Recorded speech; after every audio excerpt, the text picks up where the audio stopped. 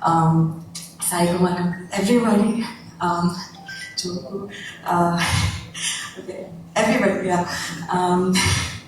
Sorry, I'm so nervous, but yeah. I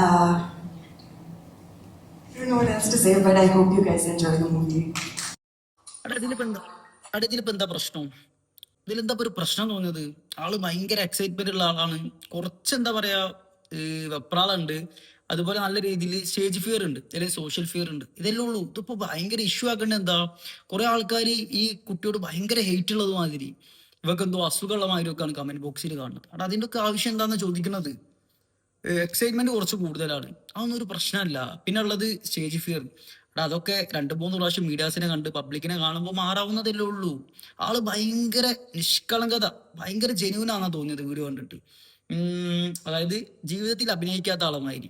അത് നല്ലൊരു സംഭവമല്ലേ? ശരിക്കും ഇതിനൊക്കെ സപ്പോർട്ട് ചെയ്യാൻ വേണ്ടത്. ഇങ്ങനത്തെ ആൾക്കാർ ഇങ്ങനെ ജെന്യൂനായി നിൽക്കുമ്പോൾ. ഇത് ഭയങ്കര ഹെയ്റ്റ് കൊണ്ടുവന്ന് എന്തോ ദേഷ്യമുള്ളതുമാതിരി ആൾക്കാർ പെരുമാറുന്നു.